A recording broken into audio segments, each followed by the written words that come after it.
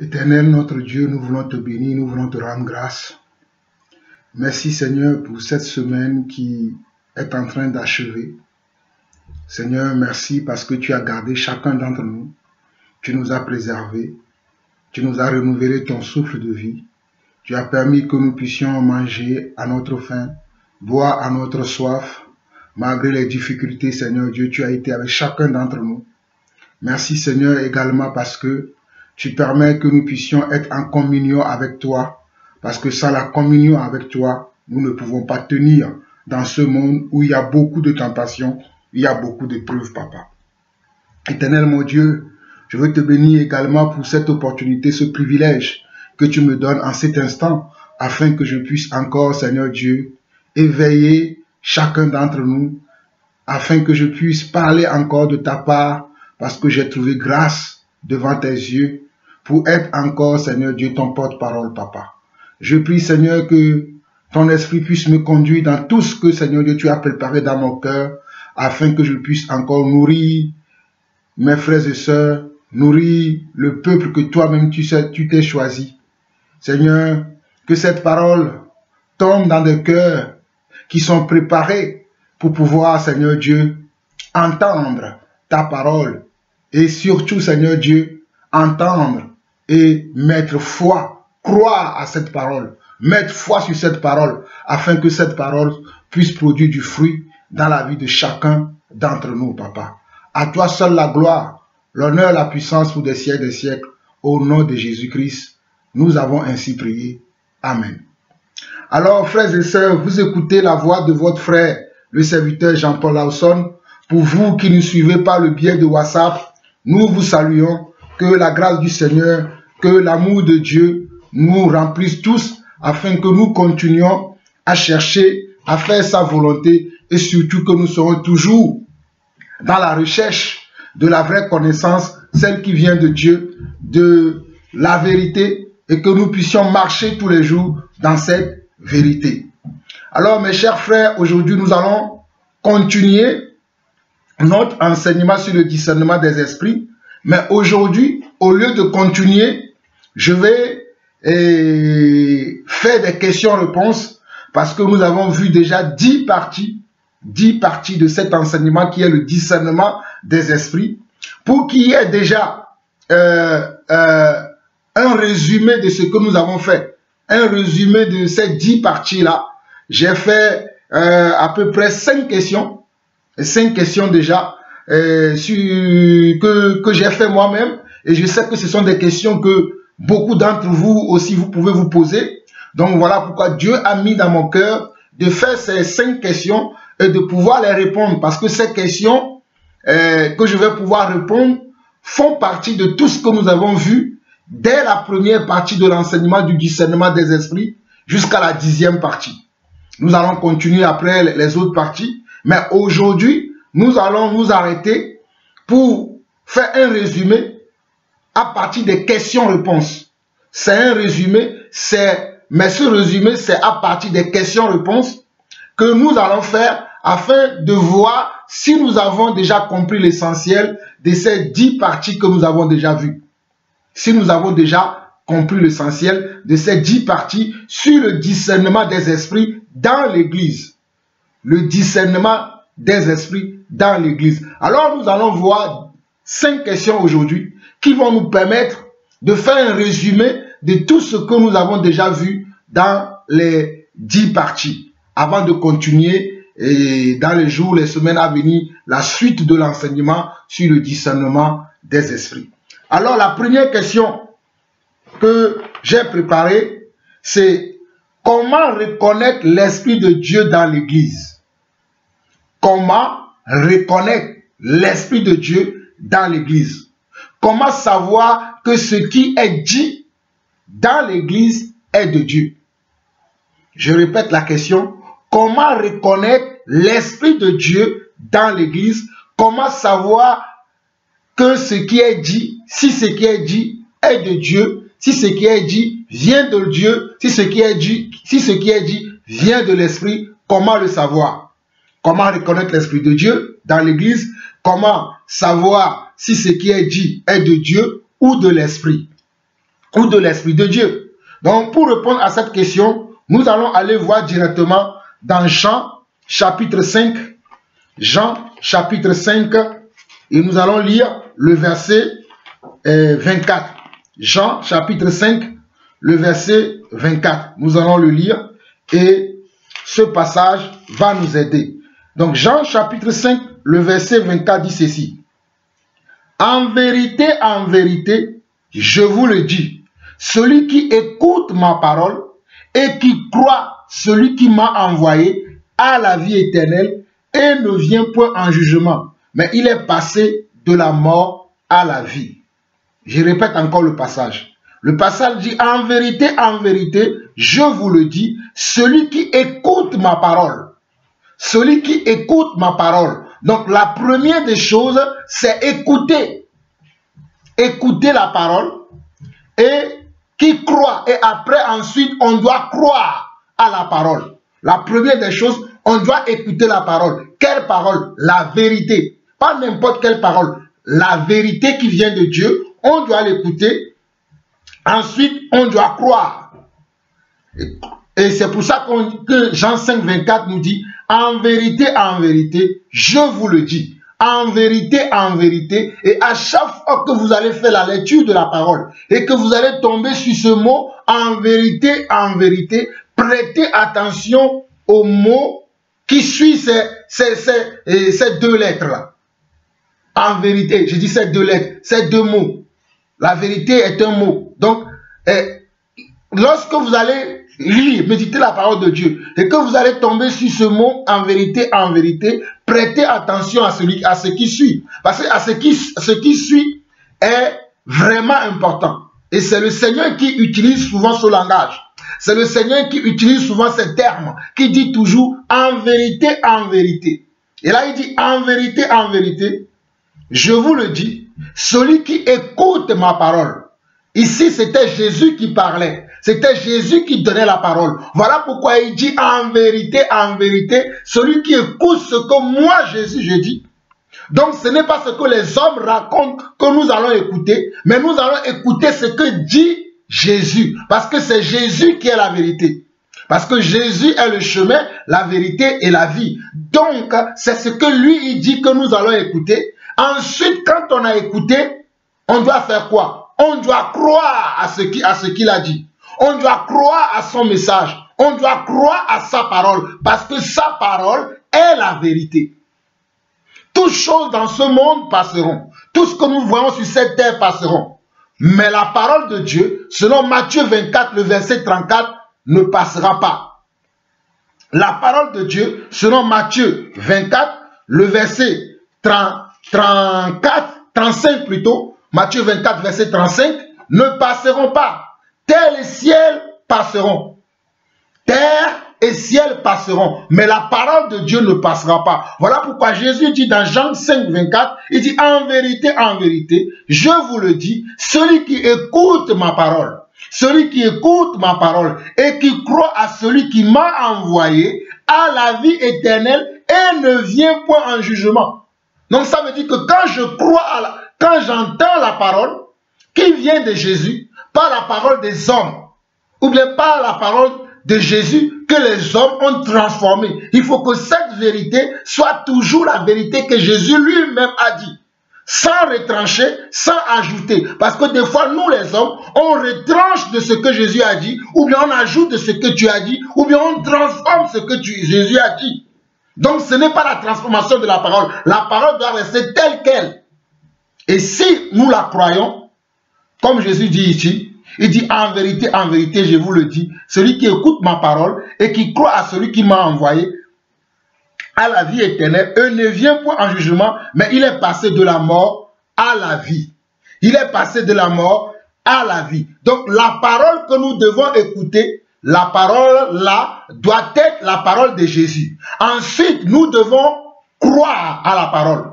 Nous devons croire à cette parole-là. Nous ne pouvons pas la mettre de côté. Nous devons la croire. Si nous ne la croyons pas, ça ne sert à rien de l'écouter. Car la Bible dit que la foi vient de ce qu'on entend, et ce qu'on entend vient de la parole de Dieu. Donc quand on écoute, on doit croire. Voilà pourquoi Jacques nous dira que ne vous bornez pas à écouter simplement la parole, mais de mettre en pratique. Donc la croyance, c'est notre pratique de la parole. Quand j'ai une croyance, c'est parce que je mets en pratique ce que j'écoute. Voilà pourquoi vous allez dire des gens dans le monde qui disent souvent, je suis croyant, mais je ne suis pas pratiquant.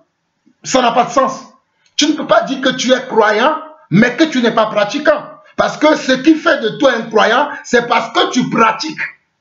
C'est parce que tu pratiques ta foi. C'est parce que tu pratiques ce que tu crois. Mais si tu ne pratiques pas ce que tu crois, tu n'es pas un croyant. Parce qu'un croyant, c'est un pratiquant de ce à quoi il croit. Alléluia. Mais si tu ne pratiques pas ce que tu crois, tu n'es pas un croyant. Nous allons continuer. Jean 12, 48. Jean 12, 48. Jean 12, 48 dit ceci. Jean 12, 48 dit ceci. Celui qui me rejette et qui ne reçoit pas mes paroles a son juge. La parole que j'ai annoncée, c'est elle qui le jugera au dernier jour. Celui qui me rejette, donc celui qui rejette la parole de Dieu, celui qui rejette la parole de Dieu, pourquoi nous sommes dans comment reconnaître l'Esprit de Dieu dans l'Église et comment savoir si ce qui est dit, si cela vient de l'Esprit ou si cela vient de Dieu. Donc, comme les hommes, c'est les hommes qui annoncent la parole, les hommes peuvent comment changer cette parole de Jésus. Voilà pourquoi Jésus dit, celui qui me rejette et qui ne reçoit pas mes paroles, à son juge, la parole que j'ai annoncée, c'est elle qui le jugera au dernier jour. Celui qui me rejette, parce que Jésus parlait, il parlait sous l'effet, sous la conduite de l'Esprit. Il parlait parce qu'il était conduit par l'Esprit de Dieu. Voilà pourquoi il dira souvent que moi et le Père, nous sommes un. Ce que je vois le Père faire, c'est ce que moi aussi je fais. Donc il parlait en communion de ce qu'il a reçu du Père. Donc la parole de Jésus-Christ est la parole qui est la vérité. Voilà pourquoi il dit, celui qui me rejette et qui ne reçoit pas mes paroles a son juge. La parole que j'ai annoncée, c'est elle qui jugera au dernier jour. Parce que si vous voyez bien, le verset 47, il dit que si quelqu'un entend mes paroles et ne les garde point, ce n'est pas moi qui le juge, car je suis venu non pour juger le monde, mais pour sauver le monde. Le verset 47 de ce Jean 48, de ce Jean chapitre 12 dit déjà, si quelqu'un entend mes paroles et ne les garde point. Donc, ceux qui annoncent la parole de Dieu peuvent entendre la parole de Dieu, mais ne vont pas la garder telle qu'elle. Donc, comme ils ne vont pas la garder telle qu'elle, quand ils vont l'annoncer, ils vont annoncer autre chose que la parole de Dieu. Donc, il dit, celui qui entend mes paroles et ne les garde point, ce n'est pas moi qui le juge, car je suis venu non pour juger le monde, mais pour sauver le monde. Celui qui me rejette, voilà pourquoi il va dire au verset 48, celui qui me rejette et qui ne reçoit pas mes paroles, à son juge, la parole que j'ai annoncée, c'est elle qui le jugera au dernier jour. C'est elle qui le jugera au dernier jour. Regardez, remarquez encore, là ça va être maintenant beaucoup plus clair pour nous tous. Regardez dans Jean 10, le verset 14, dans Jean 10, le verset 14, qu'est-ce que Jésus dit? Dans Jean 10, le verset 14, il dit quoi? Je connais mes brebis et elles me connaissent. Jésus dit qu'il connaît ses brebis et les brebis aussi le connaissent. Donc quand j'entends la parole qui est de Dieu, l'Esprit du Seigneur à l'intérieur de moi va me confirmer que cette parole que j'entends, elle est de Dieu, elle est du Seigneur, elle est de l'Esprit. Ce n'est pas de l'erreur, ce n'est pas du mensonge, ce n'est pas de la séduction, mais c'est une parole qui vient du Seigneur. Voilà pourquoi Jésus dit dans Jean 10, le verset 14, « Je connais mes brebis et elles me connaissent. Je connais mes brebis et elles me connaissent. » Il continue. « Comme le Père me connaît et comme je connais le Père et je donne ma vie pour mes brebis, et je donne ma vie pour mes brebis. » Il continue, il dit, « J'ai encore d'autres brebis qui ne sont pas de cette bergerie. Celles-là, il faut aussi que je les amène. elles entendront ma voix et il y aura un seul troupeau, un seul berger. Donc Jésus fait comprendre par là qu'il y a d'autres brebis, parce que le jour-là, quand il parlait, il était encore avec les disciples, et il parlait aux disciples et il parlait à la foule, parce qu'il était avec les disciples et la foule. Donc il parle, parce que quand vous regardez bien, et dans Jean 10, le verset 1, Jean 10, le verset 1, il dit quoi? En vérité, je vous le dis, celui qui n'entre pas par la porte dans la bergerie, mais qui ne monte pas ailleurs, est un voleur et est un brigand. Et vers le verset 7, il va dire, Jésus leur dit encore, en vérité, je vous le dis, je suis la porte des brebis. Moi, Jésus, c'est moi qui suis la porte des brebis. C'est moi qui suis la porte, l'ouverture, le chemin et la révélation. C'est moi qui suis la personne qui est comment la solution à vos soucis, à vos problèmes, à vos péchés, à votre incompétence. C'est moi qui suis la solution à cela. Voilà pourquoi il va dire au verset 14, il dit, je connais mes brebis et elles me connaissent. Jésus dit qu'il connaît les brebis, mais il dit que les brebis aussi le connaissent. Et pour être encore sûr, il dit au verset 26 de Jean chapitre 10, mais vous ne croyez pas parce que vous n'êtes pas de mes brebis, vous qui ne me croyez pas. Lorsqu'on va écouter la parole qui est de Dieu, et quand on ne va pas croire, ça veut dire qu'on n'est pas comment? On n'est pas de Dieu, puisqu'il dit au verset 26, mais vous ne croyez pas parce que vous n'êtes pas de mes brebis. Mes brebis entendent ma voix, je les connais et elles me suivent.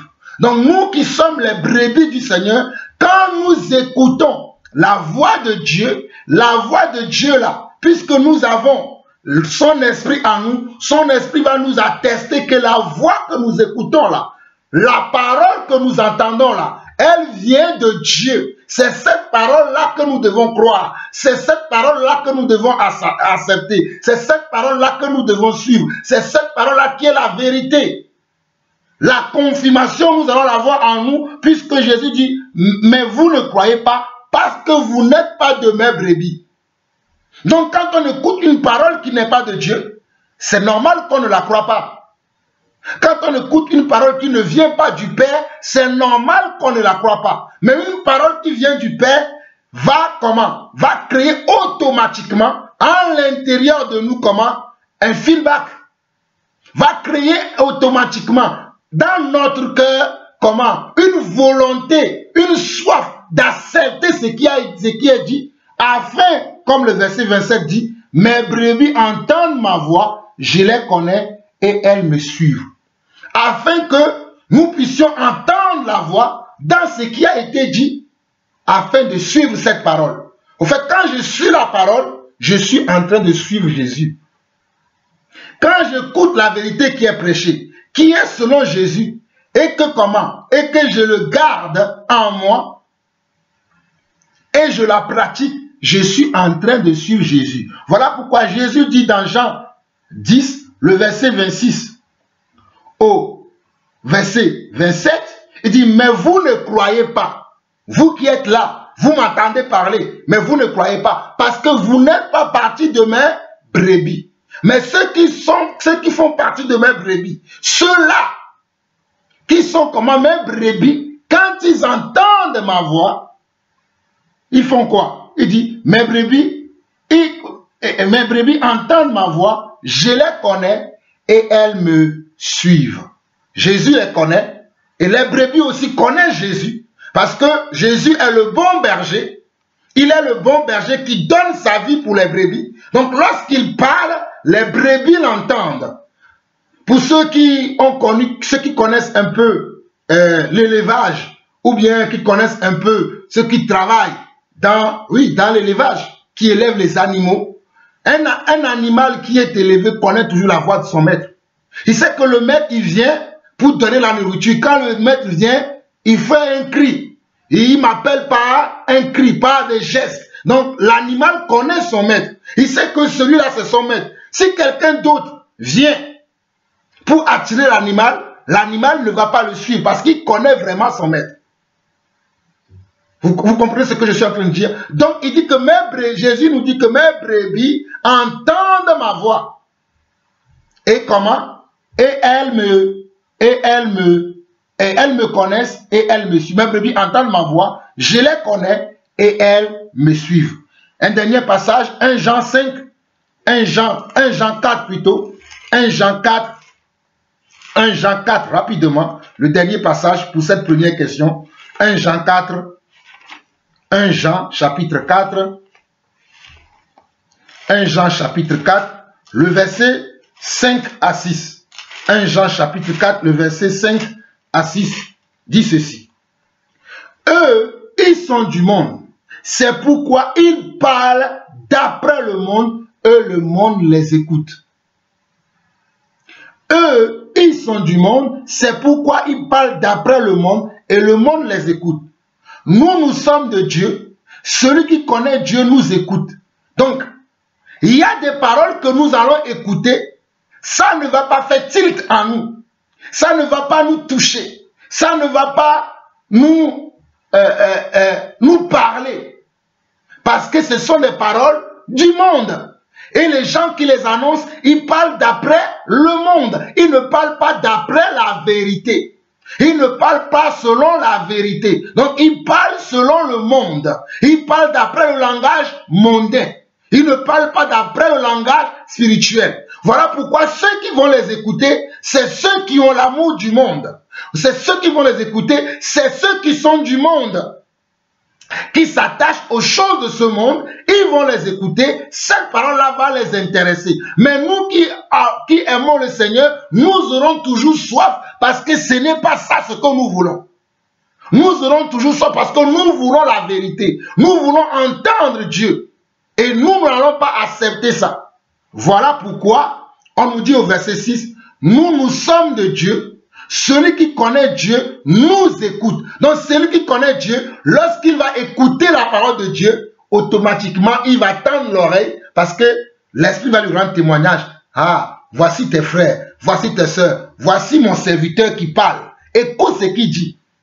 Voilà le sentiment que tu vas avoir à l'intérieur de toi, c'est ça. Voici mon serviteur. Voici tes frères, voici tes soeurs. Vous avez le même langage, vous avez le même esprit, vous avez la même compréhension, vous avez les mêmes réflexes.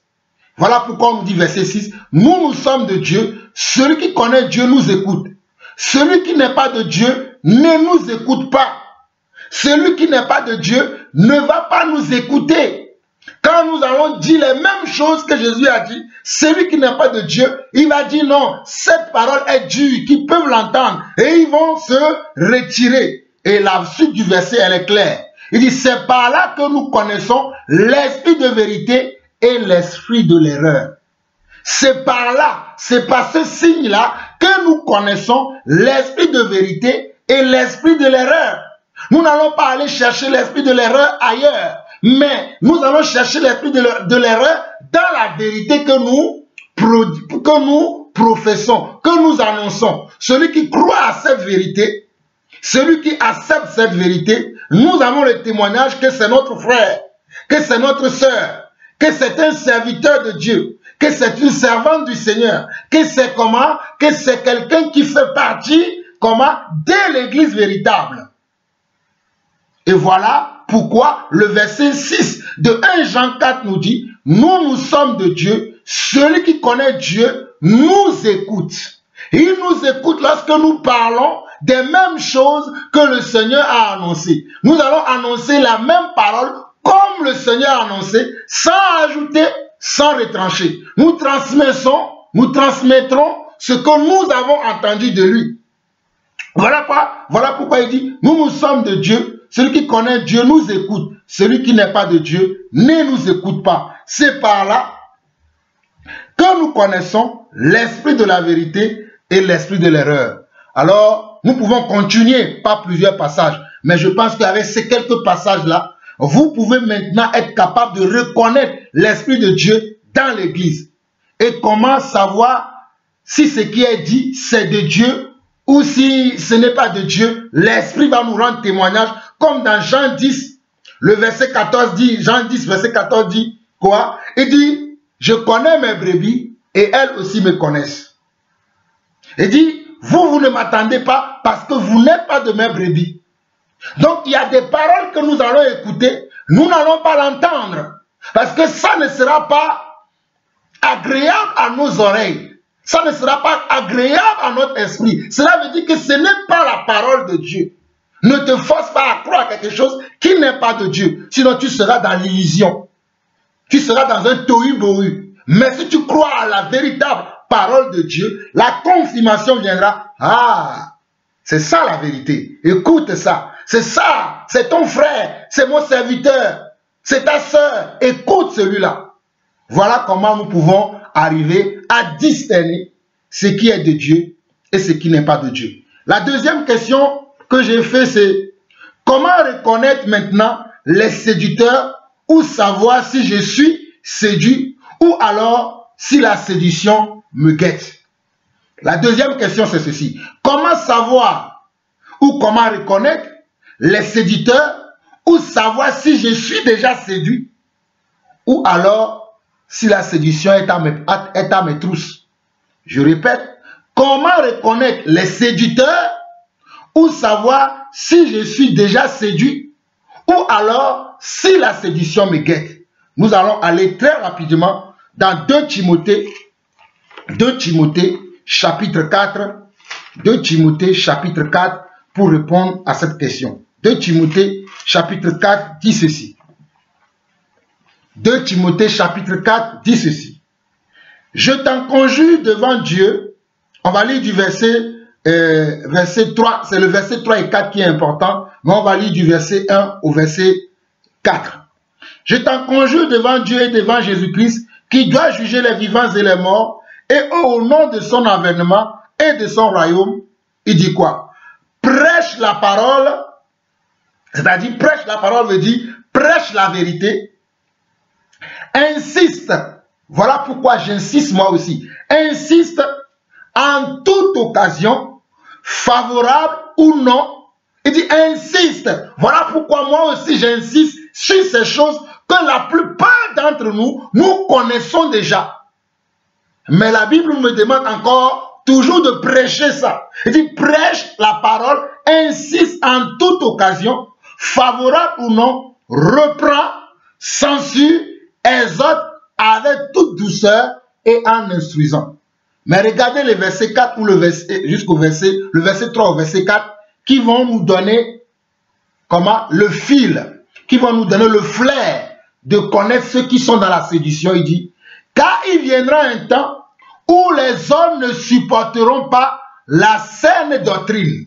Car il viendra un temps où les hommes ne supporteront pas la saine doctrine, mais ayant la démangeaison d'entendre des choses agréables, ils se donneront une foule de docteurs selon leur propre désir, détourneront l'oreille de la vérité et se tourneront vers les fables. C'est-à-dire, il dit que il y aura un temps où les hommes ne vont plus supporter comment? La vérité, la saine doctrine, ce que Jésus nous a donné, la saine doctrine, la vérité, la parole qui sauve, la parole qui dérive, la parole qui libère. Il y aura un temps, et ce temps-là est arrivé, et les séducteurs, c'est qu'est-ce qu'ils font? On nous dit qu'il viendra un temps où les hommes ne supporteront pas la saine doctrine, mais ayant la démangeaison d'entendre les choses agréables, ils se détourneront, ils se donneront une foule de docteurs selon leur propre désir. Donc, les séducteurs, ce sont les gens qui sont des docteurs qui détournent l'oreille de la vérité. Et ils sont les gens qui vont vous amener à quitter la vérité. Leur but, c'est de vous enlever de la vérité. C'est de vous tirer de la vérité et les amener vers eux. Voilà pourquoi on dit, ils se donneront une foule de docteurs selon leur propre désir, détourneront l'oreille de la vérité et se tourneront vers les fables. Donc, nous comprenons que les séducteurs, on vient savoir si je suis séduit, c'est quand j'ai envie d'entendre des choses agréables. Qu'est-ce que cela veut dire, les choses agréables? Ce sont les choses qui vont faire plaisir à la chair. Ce sont les choses qui vont faire plaisir comment? Au péché en toi. Ce sont les choses qui vont faire plaisir à l'envie, à l'hypocrisie en toi. Ce sont les choses qui vont te donner satisfaction. Parce que c'est ce que tu recherches. Voilà pourquoi on dit, car il viendra un temps où les hommes ne supporteront pas la saine doctrine, mais ayant la démangeaison d'entendre des choses agréables. Tu ne vas pas vouloir qu'on te contraigne dans ce que tu dis. Tu ne vas pas vouloir qu'on te corrige dans ce que tu dis. Tu ne vas pas vouloir qu'on te censure dans ce que tu dis. Tu ne vas pas vouloir qu'on te dise non par rapport à ce que tu dis. Tu vas vouloir qu'on te dise tout le temps oui, que c'est possible. Tu peux faire ceci, tu peux faire cela, tu peux pratiquer ci, tu peux pratiquer cela, tu peux marcher comme ceci, tu peux marcher comme cela. Tu ne vas pas vouloir de la réprimande. Tu vas vouloir toujours qu'on te dise les choses agréables qui sont dans ton cœur. Les choses, les vices que tu as en toi. L'amour de la terre, l'amour de ce monde, tu vas vouloir qu'on te caresse, qu'on te cajole, qu'on te dise les choses qui vont te donner envie d'aller pécher, d'aller dans le monde et vivre comme si tu étais quelqu'un qui est venu pour rester dans ce monde. Alors que nous sommes des voyageurs et des étrangers sur cette terre. La terre n'est pas notre destination finale. Nous sommes sur la terre, mais nous sommes sur la terre pour un but. Pour nous préparer pour le retour du Seigneur. Pour nous préparer pour être à la rencontre du Seigneur. Pour nous préparer pour la vie d'après. Mais la terre n'est pas notre destination finale. C'est comme un passager qui prend un avion pour aller au Canada.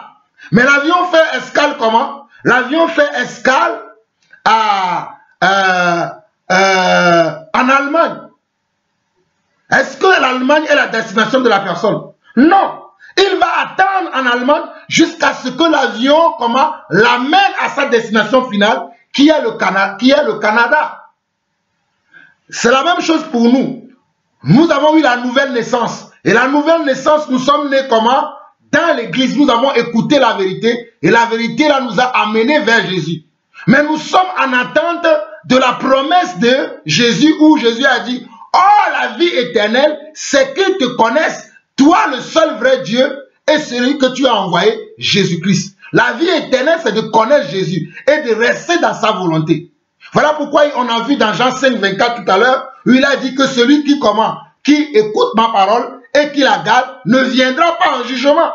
Donc notre destination, c'est de ne pas aller en jugement. Mais quand je vais avoir l'amour d'entendre les choses agréables, j'irai automatiquement en jugement. Quand je vais vouloir entendre les choses qui sont agréables, les choses qui sont bonnes à entendre, qui sont mielleuses, j'entends ça, hey, gloire à Dieu, ça c'est pour moi. Hey, tu vas avoir des maisons. Oh, Dieu me dit, toi qui m'écoutes là, tu auras des maisons, tu auras des voitures, tu vas prospérer dans les affaires. Dieu dit que cette année-là ne va pas finir. Le monde entier entendra parler de toi. Ce genre de message-là te réjouit. Tu te lèves, tu sautes dans tous les sens. Mais qu'est-ce qu'on te dit? On te dit des choses agréables. Ce sont des exemples. Il y a plusieurs exemples que nous pouvons donner. Mais il y a des gens, dans leur cœur, ils veulent entendre les choses agréables. Ils ne veulent pas qu'on leur dise: arrête ceci, arrête cela, arrête ça, écoute ceci, écoute cela. Mais l'évangile de Jésus, c'est l'évangile de comment? De renoncer à soi-même. Quand Jésus est venu parler, quand il parlait aux pharisiens, il va leur dire que vous avez entendu ceci. Mais moi, je vous dis que vous avez vu ceci, mais moi je vous dis que vous faisiez cela, mais moi je vous dis que maintenant c'est ça que vous allez faire. Donc Jésus venait pour casser comment? Les habitudes des hommes. Jésus est venu pour casser nos habitudes. La vérité est venue pour casser comment? Notre habitude. Mais si tu écoutes comment? Un message qui ne t'amène pas à casser tes habitudes, à changer tes vices, à renoncer à soi, ça veut dire que tu veux entendre les choses agréables. Les choses comment? Agréables. Les choses qui font plaisir comment? À ton âme. Les choses qui font plaisir à ta chair. Mais tu ne veux pas les choses qui vont qui vont faire que tu vas quitter le monde de la chair pour être dans le monde de l'esprit. Mais tu vas tout le temps nourrir ta chair. De la même manière que la vérité nourrit l'esprit, le mensonge et l'erreur nourrit la chair. De la même manière que la vérité nourrit l'esprit de Dieu en nous, le mensonge, l'erreur, l'égarement, l'hypocrisie nourrit la chair. Nous allons voir également 1 Timothée chapitre 4. 1 Timothée chapitre 4. 1 Timothée chapitre 4 rapidement. Nous allons lire du verset 1 au verset 7 qui dit, regardez encore, mais l'Esprit dit expressément que dans les derniers temps, quelques-uns abandonneront la foi. Quelques-uns, ce n'est pas tout le monde qui vont abandonner la foi, mais quelques-uns d'entre nous vont abandonner la foi pour s'attacher à des esprits séducteurs et à des doctrines des démons.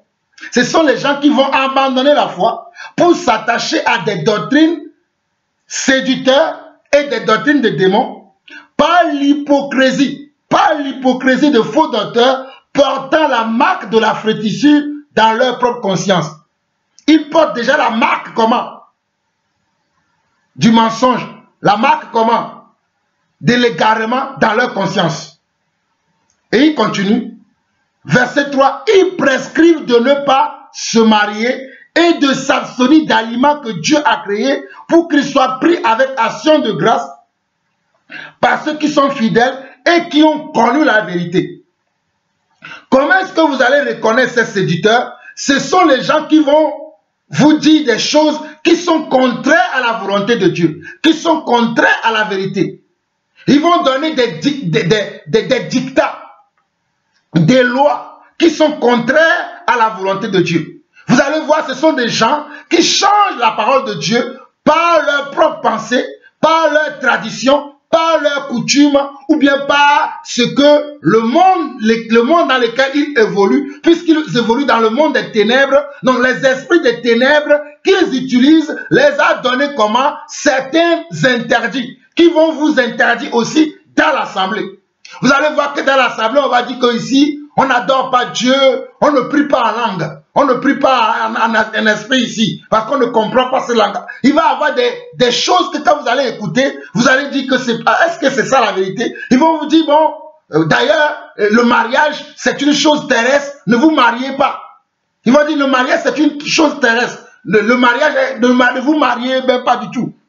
Ils vont dire, comme le mariage, c'est une chose terrestre, qu'est-ce que ça va vous ramener ou va vous rapporter si vous vous mariez? Ne vous mariez pas. Ne mangez pas telle chose. N'achetez pas telle chose. Ne buvez pas telle chose. Ce sont des gens que vous allez voir que dans leurs assemblées ou bien dans leurs pratiques, il y a beaucoup d'interdits.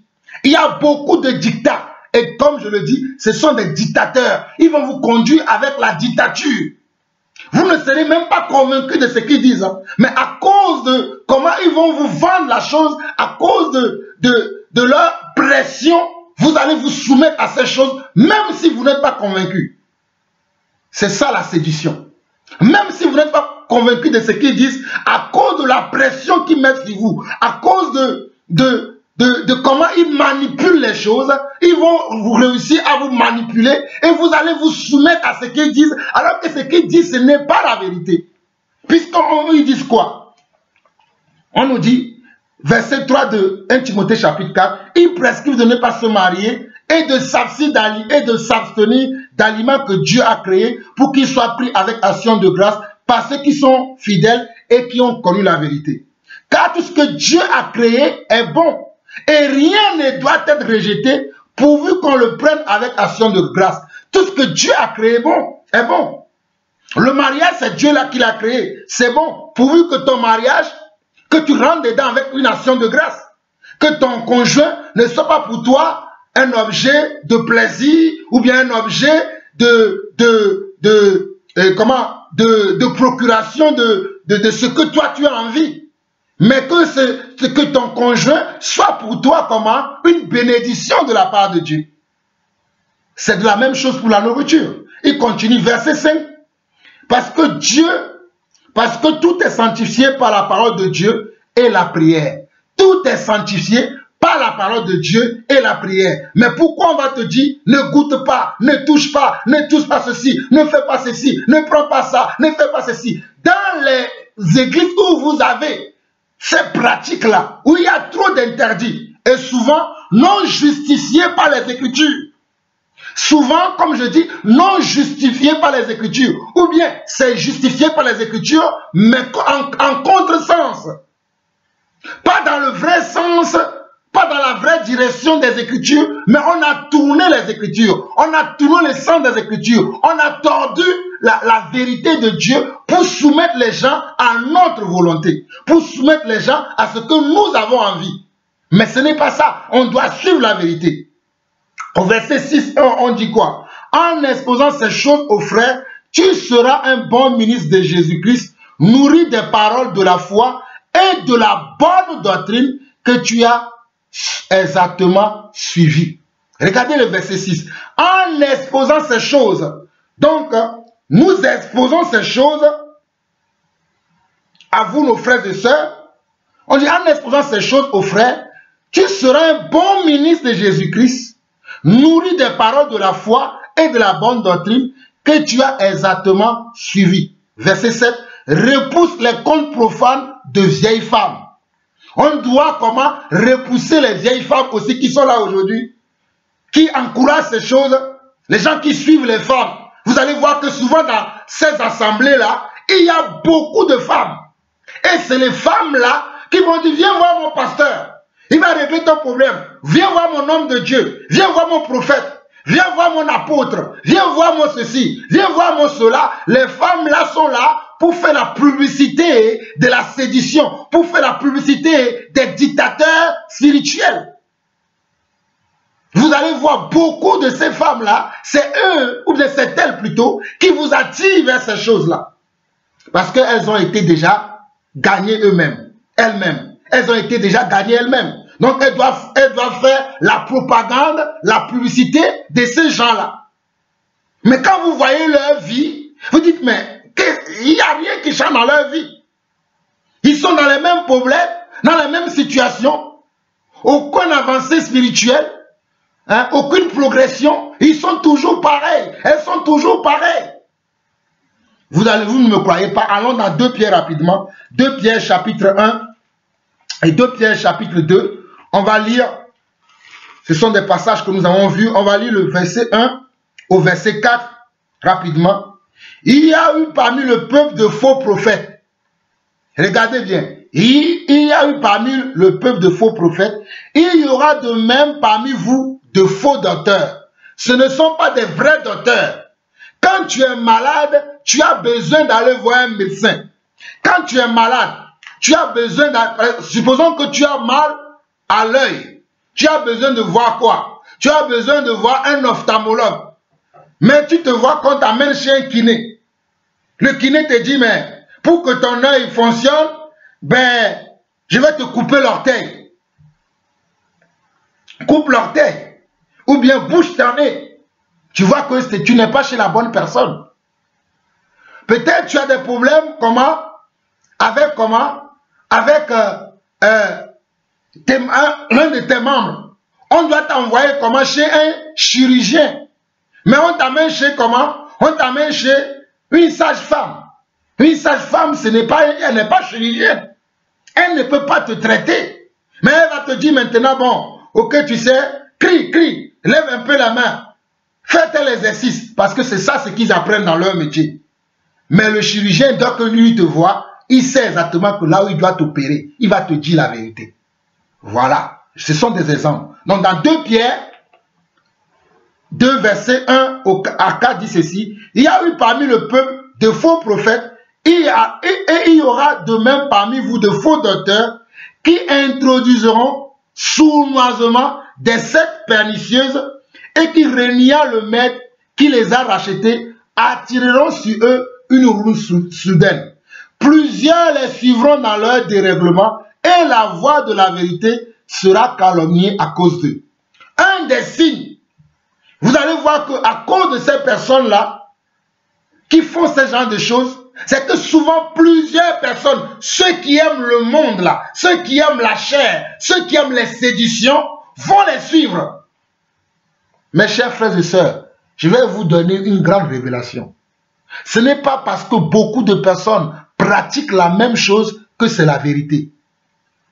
Ce n'est pas parce que beaucoup de personnes font la même chose, disent la même chose, que c'est la vérité. Dans le royaume de Dieu, ce n'est pas le royaume de la majorité. Dans le royaume de Dieu, c'est le royaume de la minorité.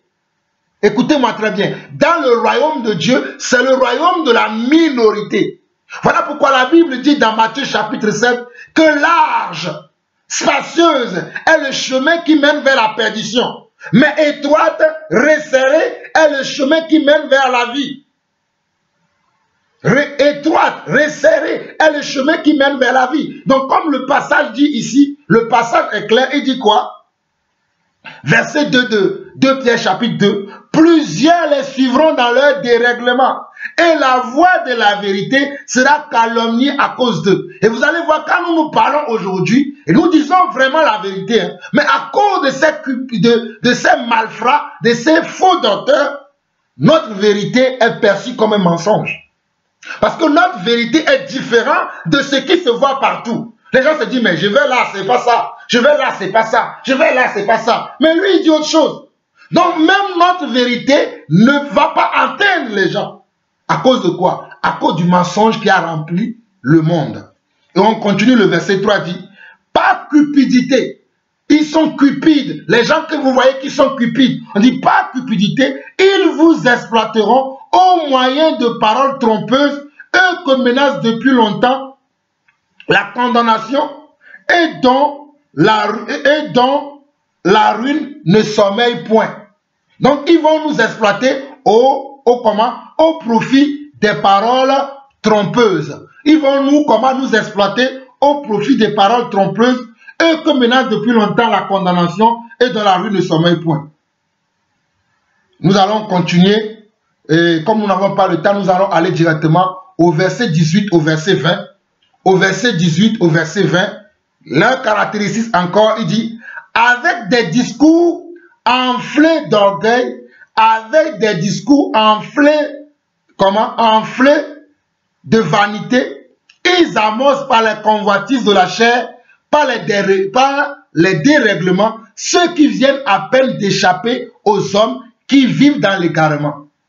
Regardez, avec des discours. Donc leurs discours seront des discours enflés de vanité. Les vanités, c'est quoi? Et ils vont parler que des choses qui sont vaines. Ah, Dieu m'a béni. J'ai plusieurs voitures. J'ai eu la dernière 4x4 qui vient de sortir. J'ai eu la dernière maison. Dans ma maison, il y a ceci. Et Dieu m'a permis. J'ai pu voyager, j'ai été ici. J'ai pu voyager, j'ai été là. J'ai pu bâtir une église dans tel endroit. J'ai pu faire ceci. Ils vont être là parler comment? De leur vie personnelle au lieu de parler des Écritures.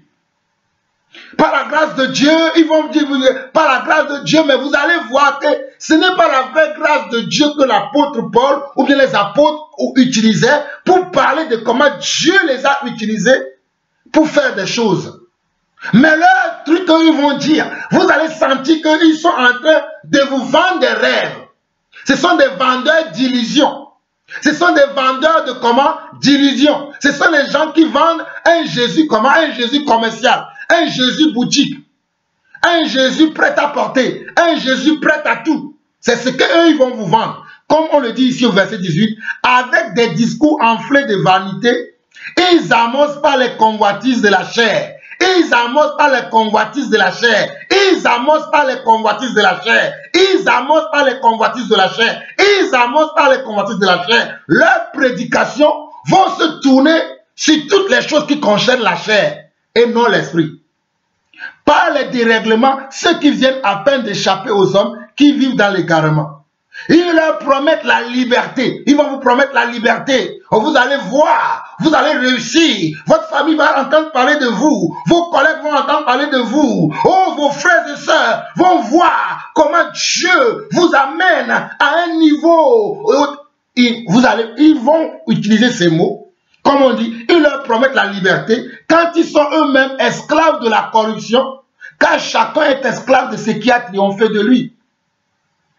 Car chacun est esclave de ce qui a triomphé de lui. Voilà pourquoi dans 2 Timothée chapitre 3, rapidement, 2 Timothée chapitre 3, 2 Timothée chapitre 3, parce que 2 Timothée chapitre 3 aussi dit la même chose.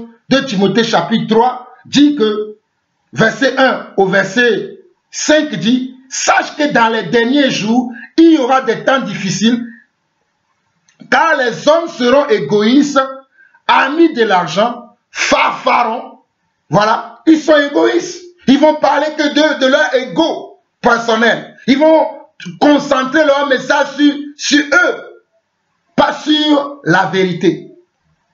Fanfarons, hautains, ce sont des gens qui vont être hautains dans leurs propos. Et d'ailleurs, comme le dit ici, blasphémateurs, beaucoup d'entre eux vont blasphémer parce qu'ils vont changer la parole de Dieu par des choses qui n'ont rien à voir avec la parole de Dieu. Ou bien ils vont retrancher, ou bien ils vont ajouter. Il y aura une forme de vérité, mais cette vérité va être ajoutée, va être accompagnée d'autres choses, de d'autres puissances d'ailleurs, rebelles à leurs parents, ingrats et irréligieux. Ce sont des gens que vous allez voir qui sont beaucoup dans l'ingratitude. Et ils sont irréligieux. Ce sont des gens insensibles. Insensibles, déloyaux, calomniateurs. Ils auront la facilité à calomnier. Ils ont la facilité à calomnier. Ce sont des calomniateurs. Comme on nous dit ici, intempérants, cruels, ennemis des gens de bien.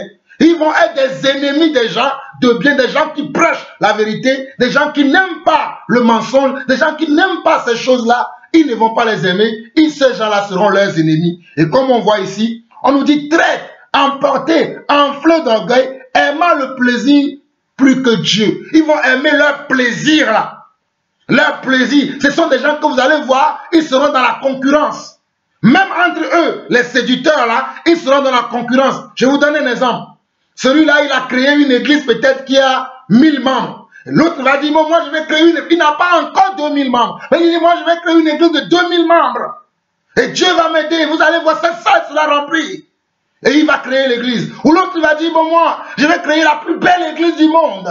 Moi je vais créer la plus belle salle. Je vais créer la plus belle ceci, la plus belle. Je vais créer la plus belle église. Dieu ne nous demande pas de créer la plus belle église. Dieu nous demande de respecter sa parole. Dieu nous demande de le servir comme lui-même il a servi. Mais ils vont être comment? Dans la compétition entre eux. Dans l'esprit de compétition. Et vous allez voir, si tel a acheté et telle voiture, l'autre il va dire, bon, moi aussi je vais acheter telle autre voiture pour qu'on voit que moi je suis plus béni que lui. Si Dieu l'utilise dans telle onction, le frère, l'autre il va dire, bon moi, Dieu va m'utiliser dans une autre telle onction pour qu'on sache que moi, Dieu m'utilise pour que l'autre. Alors que la Bible dit que Dieu a placé chacun des membres dans le corps. L'œil ne dira pas que je ne fais pas partie du corps, parce que l'œil ne fait pas le travail de la main ou le travail du pied. Le pied ne dira pas qu'il ne fait pas partie du corps, parce que le pied ne peut pas faire le travail de la main ou de l'œil ou de la bouche ou du nez. Mais chacun des membres du corps a sa place dans le corps. Mais chez eux, ce n'est pas la même logique. C'est que c'est eux seulement qui comptent. Les autres ne comptent pas. Il faut que eux seulement, il faut que eux seulement soient vus. Mais les autres membres du corps, ce n'est pas important. C'est comme ça que vous allez les reconnaître. Nous continuons. Et le dernier passage, c'est 1 Jean, rapidement. 1 Jean chapitre 2, le verset 15 à 17, rapidement. 1 Jean chapitre 2, verset 15 à 17, dit, n'aimez point le monde, ni les choses qui sont dans le monde. Si quelqu'un aime le monde, l'amour du Père n'est point en lui. Donc, loin des caractéristiques encore que nous pouvons voir et qui peuvent nous donner la puce à l'oreille, c'est si nous avons un amour incommensurable pour le monde. Nous avons du mal à nous détacher du monde. Nous avons du mal à nous détacher des choses qui sont dans le monde. Nous avons comment? Une facilité à aimer les choses qui sont dans le monde, à courir d'après les choses qui sont dans le monde, à même faire des nuits d'insomnie à cause des choses de ce monde. Ça veut dire que l'amour du Père n'est pas en nous. Puisqu'il dit, n'aimez point le monde, ni les choses qui sont dans le monde. Si quelqu'un aime le monde, l'amour du Père n'est point en lui. Si quelqu'un aime le monde, l'amour du Père n'est point en lui. Et il continue. Car tout ce qui est dans le monde, la convoitise de la chair, la convoitise des yeux et l'orgueil de la vie ne vient point du Père, mais vient du monde. Regardez, car tout ce qui est dans le monde, la convoitise de la chair, la convoitise des yeux et l'orgueil de la vie ne vient point du Père, mais vient du monde. Et le monde passe et sa convoitise aussi. Mais celui qui fait la volonté de Dieu demeure éternellement. Regardez. On dit car tout ce qui est dans le monde, la convoitise de la chair, la convoitise des yeux et l'orgueil de la vie ne vient point du Père, mais vient du monde. C'est ces choses-là, ce sont des choses qui viennent du monde. Ça n'a rien à voir avec Yeshua le Messie. Ça n'a rien à voir avec la vérité. Ces choses vont passer. Matthieu 24, verset 35. Ces choses vont passer, mais la parole de Dieu ne passera pas. Voilà pourquoi le verset 17 dit, « Et le monde passe, et sa convoitise aussi. » Le monde va passer. Le monde va passer, sa convoitise aussi. Mais celui qui fait la volonté de Dieu demeure éternellement. Alléluia. Amen. Nous allons voir rapidement la question 3. Comment maintenant ne pas s'inquiéter? Comment ne pas s'inquiéter? Comment bannir l'inquiétude de notre cœur? Comment ne pas chercher les choses qui sont sur la terre? Comment savoir qu'une envie ou un désir est pernicieux et susceptible de m'éloigner de Dieu? Je répète encore la question. Comment ne pas s'inquiéter? Comment bannir l'inquiétude? Comment ne pas chercher les choses qui sont sur la terre? Comment savoir qu'une envie ou un désir que j'ai est pernicieux et susceptible de m'éloigner de Dieu? Un désir, une envie que j'ai. Comment je peux savoir que ce désir-là est pernicieux et qu'il est susceptible de m'éloigner de Dieu? Nous allons commencer par Matthieu chapitre 6. Rapidement, Matthieu chapitre 6. Nous bénissons le Seigneur. Amen. Matthieu chapitre 6 dit ceci. Matthieu chapitre 6, le verset 19 au verset 24. Et après nous allons poursuivre jusqu'au verset 34 qui dit ceci. Ne vous amassez pas des trésors sur la terre, où la teigne et la rouille détruisent, et où leurs voleurs percent et dérobent. Mais amassez-vous des trésors dans le ciel, où la teigne et la rouille ne détruisent point, et où leurs voleurs ne percent ni ne dérobent. Le Seigneur nous dit clairement ici que nous ne devons pas amasser des trésors sur la terre. Amasser des trésors, c'est-à-dire avoir plusieurs maisons, avoir plusieurs voitures, avoir plusieurs femmes, avoir...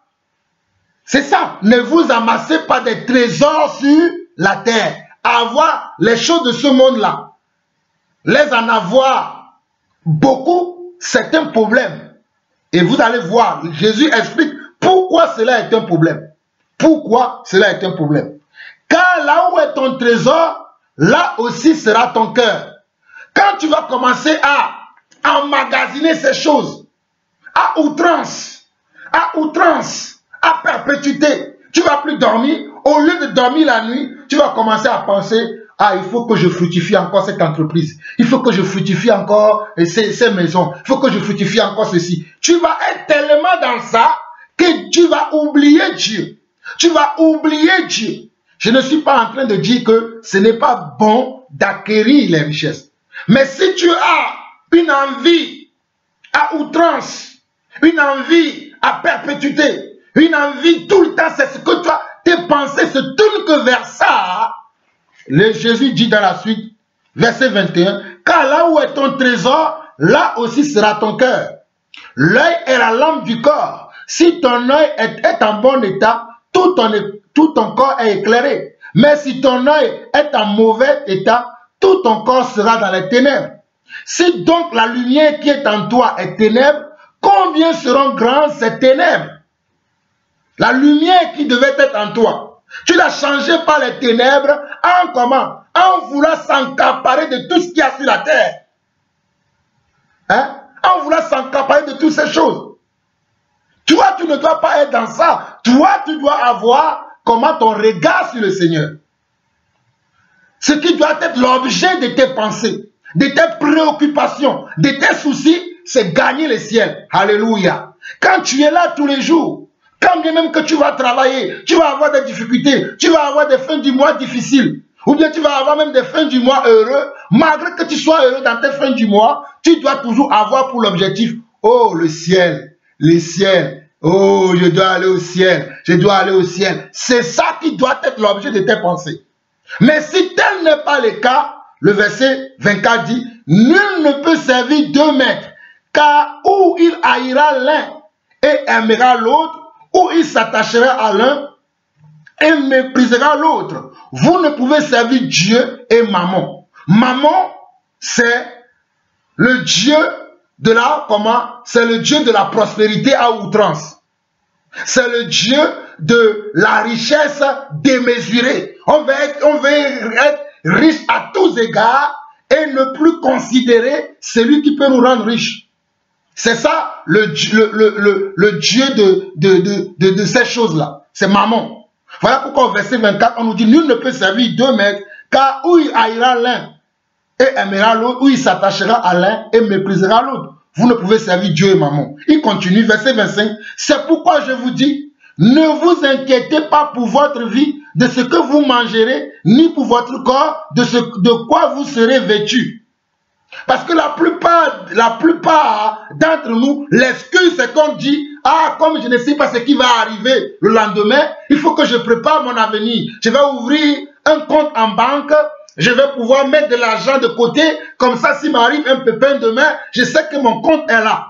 Je ne suis pas en train de dire que ces choses-là, ce n'est pas bon. C'est normal. Tout homme doit faire ça. Mais cela ne doit pas être tout l'objet de ta vie, de telle manière que tu es là à ouvrir des comptes sur des comptes, à préparer, à prendre des dispositions, alors qu'il y a quelqu'un qui dit que moi, je veille sur toi. Il continue. C'est pourquoi je vous dis, ne vous inquiétez pas pour votre vie, de ce que vous mangerez, ni pour votre corps, de quoi vous serez vêtus. La vie n'est-elle pas plus que la nourriture et le corps, plus que le vêtement? Regardez les oiseaux du ciel, ils ne sèment ni ne moissonnent, et ils n'amassent rien dans les greniers, et votre Père Céleste les nourrit. Donc Dieu prend les animaux, il prend les oiseaux. Il dit les oiseaux, ils ne sèment rien, ils ne moissonnent rien, mais moi je les nourris. Les oiseaux ne sèment rien, ils ne moissonnent rien, mais moi je les nourris. Mais Dieu continue encore. Ne valez-vous pas beaucoup plus que vous qui êtes créés selon mon image et selon ma ressemblance? Vous n'êtes pas au-dessus des animaux que j'ai créés, mais que je prends soin de les nourrir. Mais vous là, qui voulez vous perturber, vous torturer l'esprit par rapport au lendemain, pensez-vous que je vais vous abandonner? Et il continue encore pour nous encourager, il dit, qui de vous par ces inquiétudes peut ajouter une coudée à la durée de sa vie? Il dit, même par ces inquiétudes-là, est-ce que tu es capable que par tes inquiétudes-là, tu puisses changer ta vie ou ta situation? Non, tu ne pourras pas le faire. Il continue. Et pourquoi vous inquiétez au sujet du vêtement? Considérez comment croissent les lits des champs. Il prend maintenant les herbes qui poussent dans les champs. Les herbes qui poussent d'eux-mêmes dans les champs. Il dit, considérez comment croissent les lits des champs. Ils ne travaillent ni ne filent. Cependant, je vous dis que Salomon même, dans toute sa gloire, n'a pas été vêtu comme l'un d'entre eux. Salomon a été un homme plus sage, un homme qui a été riche, parce que Dieu l'a béni de beaucoup de richesses. Mais Dieu dit que même Salomon, malgré toutes ces choses qu'il a obtenues par sa grâce, n'est pas à la hauteur des herbes qui poussent dans les champs. Je ne sais pas si vous imaginez ça. Le roi Salomon lui-même, l'homme le plus sage, il n'y a pas eu de sage plus que Salomon. L'homme qui a été tellement riche, les gens venaient de partout pour écouter sa sagesse, pour voir aussi comment Dieu l'a béni. Mais Dieu dit que même les lits des champs là ont été au-dessus de Salomon. Waouh! Sois béni mon Père. Verset 30. Si Dieu rêvait ainsi l'herbe des champs qui existe aujourd'hui et qui demain sera jetée au four, parce que ces herbes-là, à un moment donné, les agriculteurs, comment? Ils font quoi? Ils les enlèvent pour le mettre au feu. Ils les enlèvent pour le mettre au feu parce que ce sont des vanités, tout ça. Je comprends pourquoi Salomon dira que tout est vanité, vanité des vanités. Il continue.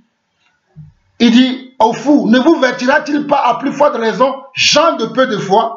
Et il continue, verset 31 au verset 34, il dit, ne vous inquiétez donc point et ne dites pas, que mangerons-nous, que boirons-nous, de quoi serons-nous vêtus? Car toutes ces choses, ce sont les païens qui les recherchent. Votre Père Céleste sait que vous en avez besoin. Il dit, car toutes ces choses-là, ce sont les païens qui cherchent. Ce sont les païens qui veulent préparer leur lendemain. Ils sont là tout le temps à préparer le lendemain. Ils ne se soucient pas de ce que Dieu dit, mais ils sont là dans la préparation du lendemain. Oh, je dois travailler pour le lendemain. Le lendemain m'attend. Je dois travailler pour mon lendemain. Qu'est-ce que je dois faire pour le lendemain? Le lendemain, c'est important. Ça arrive vite. Il dit, ça, c'est les païens. Car moi-même, je sais que tu en as besoin de préparer ton lendemain. Je préparerai ton lendemain pour toi. Je préparerai ta retraite. Ne t'inquiète pas pour ta retraite. Même si tu n'as pas assez de trimestres. Comme moi, j'ai commencé à travailler tard. Mais je fais confiance au Seigneur. Parce que le Seigneur m'a donné une promesse. Et comme il dit de chercher premièrement son royaume, moi je m'attache à lui. Et c'est pour ça il dit, verset 32, il dit, verset 31, ne vous inquiétez donc point et ne dites pas, que mangerons-nous, que boirons-nous, de quoi serons-nous vêtus? Verset 32, car toutes ces choses, ce sont les païens qui les recherchent. C'est normal parce que les païens n'ont pas Dieu. C'est pour ça qu'ils cherchent à préparer leur avenir, ils cherchent à faire, ils se soucient de leur lendemain parce qu'ils n'ont pas Dieu. Mais entre toi et le païen, il y a une différence. Toi, tu es Dieu. Non, Dieu dit que si tu agis comme ça, pour lui, tu es aussi un païen. Voilà pourquoi je vous ai dit que nous avons encore beaucoup de païens dans l'église. Nous avons encore beaucoup de frères païens, beaucoup de sœurs païens. Nous ne devons pas demeurer dans l'état de païens, puisque Dieu appelle ceux qui cherchent ces choses que ce sont des païens. Verset 32. Car toutes ces choses, ce sont les païens qui les recherchent. Votre Père Céleste sait que vous en avez besoin. Notre Dieu sait que nous avons besoin d'un travail, nous avons besoin d'un mariage, nous avons besoin d'un enfant, nous avons besoin d'une maison, nous avons besoin de tout ce qui peut être un besoin. Comment un besoin dans notre vie, Dieu sait que nous en avons besoin. Je vous assure, Dieu sait que vous en avez besoin de toutes ces choses. Dieu connaît nos besoins, tous nos besoins prioritaires, même nos besoins secondaires, parce qu'il y a des besoins prioritaires, c'est-à-dire le fait de manger, d'avoir de quoi se coucher, dormir, de quoi se déplacer si, voilà, si tu en as besoin. Besoin secondaire, c'est, bon voilà, si tu peux, ici tu peux te rester un peu pour que tu gardes pour demain, pour peut-être pour tes enfants, pour même aider les frères et sœurs. Voilà, toutes ces choses-là, ce sont des exemples. Dieu sait que nous en avons besoin. Verset 33, il nous dit quoi? Cherchez premièrement. Il dit, nous là, ce que nous devons chercher, ce qui doit faire l'objet de nos pensées, ce qui doit faire l'objet de nos soucis, c'est le royaume. Il dit, cherchez premièrement le royaume et la justice de Dieu, et toutes ces choses vous seront données par-dessus. Ne vous inquiétez donc point du lendemain, car le lendemain aura soin de lui-même. À chaque jour suffit sa peine. Vous voyez? Colossiens chapitre 3 rapidement. Colossiens chapitre 3. Dans Colossiens chapitre 3, le verset 1 à 6, que nous allons lire très rapidement. Regardez ce que le Seigneur nous dit encore. Dans Colossiens chapitre 3, on nous dit, si donc vous êtes ressuscités avec Christ, si donc vous êtes ressuscités avec Christ, cherchez les choses d'en haut, où Christ est assis à la droite de Dieu. Si donc vous êtes ressuscités avec Christ, cherchez les choses d'en haut, où Christ est assis à la droite de Dieu. Attachez-vous aux choses d'en haut et non à celles qui sont sur la terre. Si donc nous sommes comment? Nous sommes ressuscités avec Christ. C'est-à-dire que nous sommes comment? Nous sommes morts à nous-mêmes, à nos envies, à nos plaisirs, à nos désirs. À chez moi, dans ma culture, c'est comme ça qu'on agit. Chez moi, dans ma famille, les gens ont ceci, les gens possèdent ceci. Mais moi, non. Tu es maintenant un enfant de Dieu, un prince ou une princesse du royaume de notre Père. Donc tu ne peux plus vivre selon ta couture. Tu ne peux plus vivre selon la vue, selon ce que tu vois. Ah oui, parce que dans ce monde, on va nous juger selon notre statut social. Ah, tu ne connais pas le monsieur là qui passe ici souvent, il a le pantalon déchiré là. Le voisin là. C'est comme ça. Si tu es un homme qui... Ah, tu ne connais pas le monsieur qui s'habille souvent bien là. Il met souvent les habits de marque là. C'est comme ça que le monde nous regarde. C'est comme ça qu'on va parler. Mais Dieu dit ici quoi? Si donc vous êtes ressuscité avec Christ, cherchez les choses d'en haut où Christ est assis à la droite de Dieu. Attachez-vous aux choses d'en haut et non à celles qui sont sur la terre, car vous êtes morts et votre vie est cachée avec Christ en Dieu. Quand Christ, votre vie paraîtra, alors vous paraîtrez aussi avec lui dans la gloire. Nous devons chercher les choses d'en haut. Nous devons chercher la patience, l'amour, la bienveillance, hein, surtout la patience, surtout les chrétiens là, les disciples là, les enfants de Dieu, on n'a pas de la patience. On veut tout de suite. On veut être des chrétiens micro-ondes. On veut être des chrétiens fast-food. Tout ce que tu le veux maintenant. Tu ne veux pas attendre. Alors que là, on doit travailler la patience. On doit travailler la bienveillance. On doit travailler la bonté. On doit travailler comment?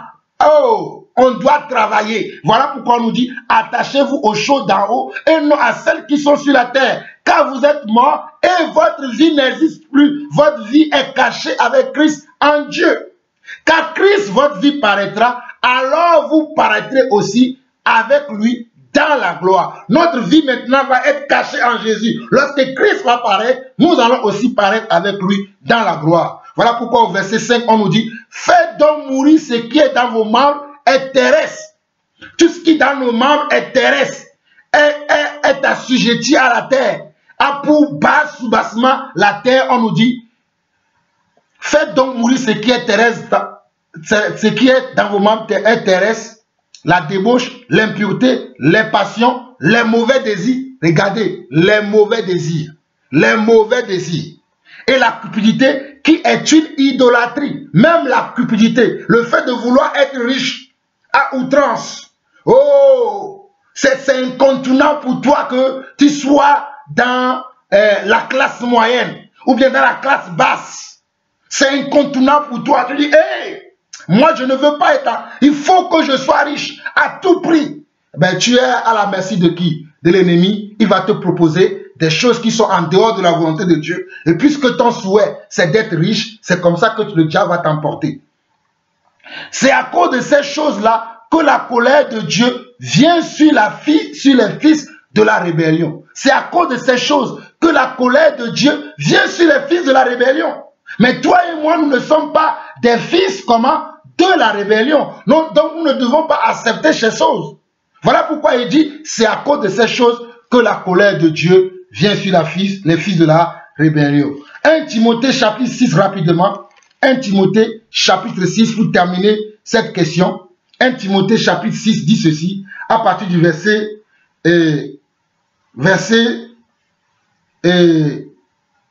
3 dit, si quelqu'un enseigne de fausses doctrines et ne s'attache pas aux saintes paroles de notre Seigneur Jésus-Christ et à la doctrine qui est selon la piété, il est enflé d'orgueil, il ne sait rien, il a la maladie des questions oiseuses et des disputes de mots, d'où naissent l'envie, les querelles, les calomnies, les mauvais soupçons, les vaines discussions d'hommes, corrompus d'entendement, privés de la vérité et croyant que la piété est une source de gain. Croyant que la piété est une source de gain. Il continue verset 6, c'est en effet une grande source de gain que la piété avec le contentement. Nous devons être comme dans le contentement. Nous devons être contents de notre situation, de ce que nous avons présentement. Nous devons nous réjouir. Voilà pourquoi la Bible dit dans Philippiens chapitre 4, dit, réjouissez-vous toujours, je le répète, réjouissez-vous dans le Seigneur. Nous devons nous réjouir de notre état, de notre situation, de ce que nous avons. Verset 7, car nous n'avons rien apporté dans le monde, et il est évident que nous n'en pouvons rien emporter. Si donc nous avons la nourriture et les vêtements, cela nous suffira. Mais ceux qui veulent s'enrichir, comment s'enrichir? Ceux qui veulent s'enrichir, et c'est ça qui est l'objet de leur pensée, tous les jours, la Bible dit, verset 9 de 1 Corinthiens chapitre 6, mais ceux qui veulent s'enrichir tombent dans la tentation, dans le piège et dans beaucoup de désirs insensés et pernicieux qui plongent les hommes dans la ruine et la perdition. Mais ceux qui veulent s'enrichir tombent dans la tentation, dans le piège et dans beaucoup de désirs insensés et pernicieux qui plongent les hommes dans la ruine et la perdition. Verset 10. Car l'amour de l'argent est une racine de tous les maux et quelques-uns, en étant possédés, se sont égarés loin de la foi et se sont jetés eux-mêmes dans bien des tourments. Pour toi, homme de Dieu, fuis ces choses et recherche la justice, la piété, la foi, l'amour, la patience, la douceur. 1 Corinthiens chapitre 6, 11. Pour toi, homme de Dieu, pour toi, fille de Dieu, pour toi, prince, pour toi, princesse, fuis ces choses et recherche la justice, la piété, la foi, l'amour, la patience, la douceur. Pour toi, homme de Dieu, fuis ces choses et recherche la justice, la piété, la foi, l'amour, la patience, la douceur. Et au verset 17 jusqu'au verset 19, verset 17 jusqu'au verset 19, il dit quoi? Recommande aux riches du présent siècle de ne pas être orgueilleux. Vous voyez, la richesse amène l'homme à être orgueilleux. Voilà pourquoi il dit, recommande aux riches du présent siècle de ne pas être orgueilleux et de ne pas mettre leurs espérances dans des richesses incertaines, mais de la mettre en Dieu qui nous donne avec abondance toutes choses pour que nous en jouissons. Au lieu de croire en tes richesses, de voir ton avenir dans les richesses, de jurer par tes richesses, de tout ce que tu fais, c'est pas tes richesses. La Bible dit maintenant aux riches, alléluia, aux riches qui sont parmi nous, aux riches qui sont parmi nous, et ceux qui veulent avoir ces richesses, il recommande aux riches du présent siècle de ne pas être orgueilleux et de ne pas mettre leurs espérances dans des richesses incertaines, mais de la mettre en Dieu qui nous donne avec abondance toutes choses pour que nous en jouissons. Recommande-leur de faire du bien, d'être riche en bonne œuvre, d'avoir de la libéralité, de la générosité et de s'amasser ainsi pour l'avenir un trésor placé sur un fondement solide afin de saisir la vie éternelle. Dis ceux qui sont riches déjà, dis-leur que ce qu'ils ont là, il faut qu'ils soient dans la générosité, dans la libéralité, dans de donner.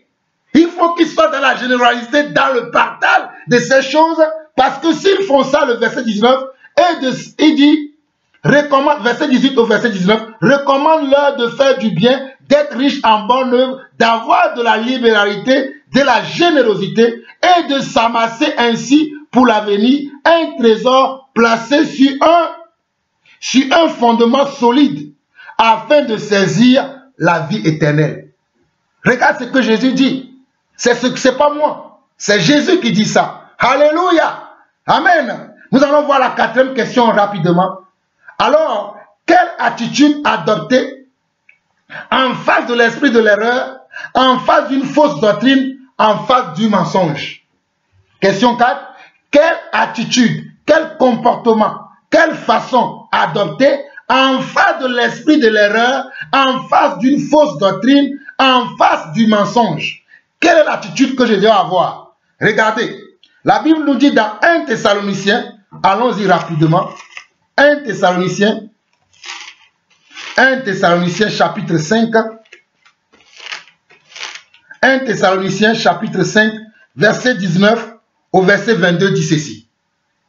1 Thessaloniciens chapitre 5, verset 19 au verset 22 dit, n'éteignez pas l'esprit, ne méprisez pas les prophéties, mais examinez toutes choses, retenez ce qui est bon, abstenez-vous de toute espèce de mal. Alors, lorsque j'écoute quelque chose, je dois pouvoir examiner. Je dois pouvoir examiner afin de choisir ce qui est bon, ce qui est selon la volonté de Dieu, et tout ce qui n'est pas selon Dieu, je ne le prends pas, je ne le garde pas. Voilà pourquoi la Bible nous dit, 1 Thessaloniciens 5, verset 19 à 22 dit, n'éteignez pas l'esprit, soyez ouverts d'esprit, soyez ouverts pour parler avec les gens, pour discuter avec les gens, pour comprendre ce que les gens font. Mais après, qu'est-ce que tu dois faire? Mais examinez toutes choses, verset 21, mais examinez toutes choses, retenez ce qui est bon, abstenez-vous. Nous devons nous abstenir. Nous devons nous abstenir de toute espèce de mal. Nous devons nous abstenir de toute espèce de mal. Nous ne participons pas au mal. Nous nous abstenons. Je continue. Également dans Éphésiens chapitre 5. Éphésiens chapitre 5, rapidement. Éphésiens chapitre 5, versets 6 à 11. Éphésiens chapitre 5, versets 6 à 11. Que personne ne vous séduise par de vains discours, car c'est à cause de ces choses que la colère de Dieu vient sur les fils de la rébellion. Que personne ne vous séduise par de vains discours, car c'est à cause de ces choses que la colère de Dieu vient sur les fils de la rébellion. N'ayez donc aucune part avec eux. Verset 8. Autrefois, vous étiez ténèbres et maintenant vous êtes lumière dans le Seigneur. Marchez comme des enfants de lumière. Regardez bien, que personne ne vous séduise par de vains discours, car c'est à cause de ces choses que la colère de Dieu vient sur les fils de la rébellion. Ne soyez pas dans la séduction. Que personne ne vous séduise. On dit refusez comment? La séduction. Et il continue. N'ayez donc aucune part avec eux. Ne partagez pas votre vie avec les séducteurs. Avec ceux qui sont dans la séduction. Vous ne pouvez pas être des amis des séducteurs. Vous ne pouvez pas. Ils ne sont pas vos frères ni vos sœurs. Vous ne pouvez pas marcher avec eux. Autrefois vous étiez ténèbres et maintenant vous êtes lumière dans le Seigneur. Marchez comme des enfants de lumière. Autrefois, vous étiez comme ça. Mais aujourd'hui, vous devez marcher comme des enfants de lumière parce que la lumière habite en vous. Parce que vous représentez la lumière. Parce que vous représentez la vérité. Parce que vous représentez le royaume de Dieu. Parce que vous représentez, alléluia, la parole. Vous ne représentez plus les ténèbres. Donc, vous devez quitter les ténèbres. Verset 9.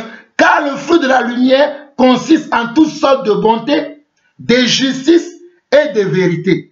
Regardez bien encore le verset 10 et le verset 11. Examinez ce qui est agréable au Seigneur. Examinez ce qui est agréable au Seigneur. Examinez ce qui est agréable au Seigneur et ne prenez point part aux œuvres infructueuses des ténèbres, mais plutôt condamnez-les. Nous devons examiner les choses. La vie d'un enfant de Dieu, c'est d'examiner. C'est de prendre conscience des choses, c'est de voir les choses qui sont devant lui et maintenant de les examiner. Et une fois que tu as fait ton examen, ce que tu peux prendre, tu prends. Ce que tu dois condamner ça fermement, avec une entière autorité et avec une rigueur, sans rigoler avec ces choses. Je répète encore. Verset 10 et verset 11 de Éphésiens chapitre 5.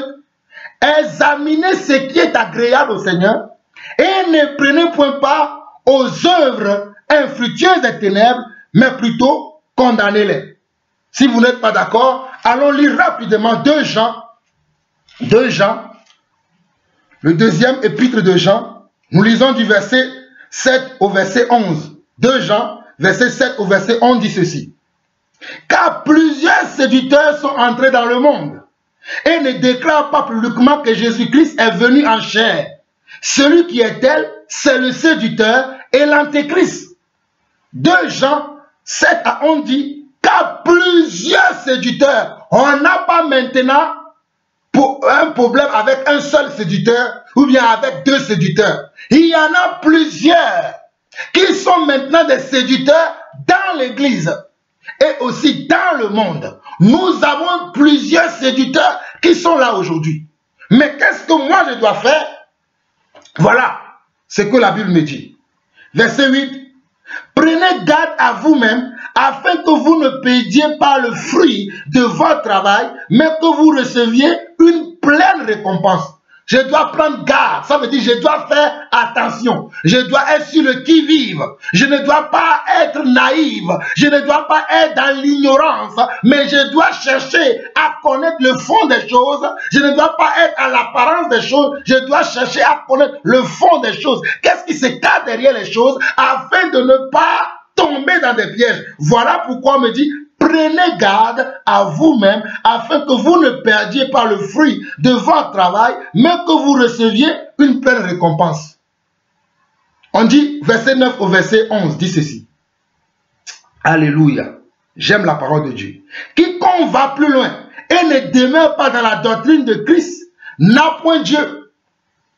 Celui que vous voyez qui va plus loin que ce qui est écrit, qui ne demeure pas dans la doctrine de Yeshua le Messie, qui n'accepte pas la doctrine de Yeshua le Messie, ou bien qui a retranché des choses, ou bien qui a ajouté des choses, ou bien qui tourne autour. Il ne reste jamais concentré sur ce qui est la vérité, mais il tourne autour. Il fait façon là. C'est un séditeur. C'est un séditeur, celui qui tourne autour du pot. Il n'est ni chaud ni froid. Il n'est ni mi-figue ni mi-raisin. Non. Oh, il dit quoi? Quiconque va plus loin et ne demeure pas dans la doctrine de Christ n'a point Dieu. Ce n'est pas moi qui l'a dit. Moi, je crois aux Écritures. Il dit la personne qui est comme ça, là, il n'a point Dieu. Dieu n'est pas en lui. Celui qui demeure dans cette doctrine a le Père et le Fils. Celui qui demeure dans la doctrine de la vérité, dans la doctrine de Jésus, dans la doctrine des apôtres, dans ce que Jésus a annoncé et ensuite les apôtres l'ont annoncé, celui-là seulement a le Père et a le Fils. Celui-là seulement est digne d'être confiance avec qui on peut marcher ensemble. Mais si la personne n'est pas comme ça là, autrement dit, tu ne peux pas marcher avec lui. Verset 11. Versets 10 et 11. Si quelqu'un vient à vous et n'apporte pas cette doctrine, ne les recevez pas dans votre maison et ne lui dites pas salut. Car celui qui lui dit salut participe à ses mauvaises œuvres. Voyez-vous vraiment les frères et sœurs, vous qui êtes dans les sentiments, oh, ne jugez point, ne faites pas ceci, ne dites pas cela, c'est Dieu seul qui... Regardez, verset 10 et verset 11 de deuxième livre de Jean, l'apôtre authentique de Jésus. Celui qui a mangé, parlé, vu tout ce que Jésus a fait, il nous dit, si quelqu'un vient à vous, il dit, je suis serviteur de Dieu, et n'apporte pas cette doctrine, c'est-à-dire la doctrine de la vérité, la parole de Jésus, la vérité, rien que de la vérité, sans retrancher ni ajouter, il me dit quoi? Ne les recevez pas dans votre maison. Combien de fois n'avons-nous pas reçu des gens bizarres, des gens qui n'avons pas la vérité, mais on nous dit ne les recevez pas dans votre maison et ne lui dites pas salut, car celui qui lui dit salut participe à ses mauvaises œuvres. C'est-à-dire ne l'encourage pas. Ne l'encourage pas, que Dieu te bénisse. Continue. Hey, moi je vais te dire que Dieu te maudisse parce que tu ne veux pas suivre la vérité. On dit ne l'encourage pas. N'encourageons pas le désordre. N'encourageons pas la sédition. N'encourageons pas comment la manipulation, l'égarement, le vol. N'encourageons pas la dictature dans l'église. N'encourageons pas ces choses. Condamnons-les comme nous l'avons vu dans Ephésiens 7, le verset 11. Condamnons-les. C'est la volonté de Dieu. C'est la volonté de Dieu. 3 Jean rapidement. Lisons 3 Jean. 3 Jean rapidement. 3 Jean, c'est le livre à côté rapidement. 3 Jean, c'est le livre qui est à côté de 2 Jean. 3 Jean, le verset 9 au verset 12, dit la même chose. Le 3e épître de Jean, le verset 9 au verset 12, dit la même chose, dit: j'ai écrit quelques mots à l'église, mais Diotrephe, qui aime à être le premier parmi eux, ne nous reçoit point. C'est pourquoi si je vais, je rappellerai les actes qu'il commet, en tenant contre nous de méchants propos. Non content de cela, il ne reçoit pas les frères, et ceux qui voudraient le faire, il les empêche et les chasse de l'église. Bien-aimé, regardez, verset 11, bien-aimé, n'imite pas le mal, mais le bien. Celui qui pratique le bien est de Dieu. Celui qui fait le mal n'a point vu Dieu. Ce n'est pas moi, ce sont les Écritures qui disent que, bien-aimé, 3e épître de Jean, verset 11, dit, bien-aimé, n'imite pas le mal, mais le bien. Toi, n'imite pas le mal, ni imite le bien. Celui qui pratique le bien est de Dieu. Celui qui fait le mal n'a point vu Dieu. Vous voyez? Celui qui fait le mal n'a point vu Dieu. Le verset 12. tous et la vérité elle-même rendent un bon témoignage à Démétrius. Démétrius avait un comportement différent de qui? De comment? De Diotrephe. Voilà pourquoi on dit tous et la vérité elle-même rendent un bon témoignage de Démétrius. Nous aussi, nous lui rendons témoignage et tu sais que notre témoignage est vrai. Nous allons voir un passage dans Jean 7, le verset 24, rapidement. Dans Jean 7, le verset 24. Jean 7, le verset 24. Dans Jean 7, le verset 24, rapidement. Jean 7, le verset 24 dit ceci. Dans Jean 7, le verset 24. Jean 7, le verset 24 dit ceci. Ne jugez pas selon l'apparence, mais jugez selon la justice.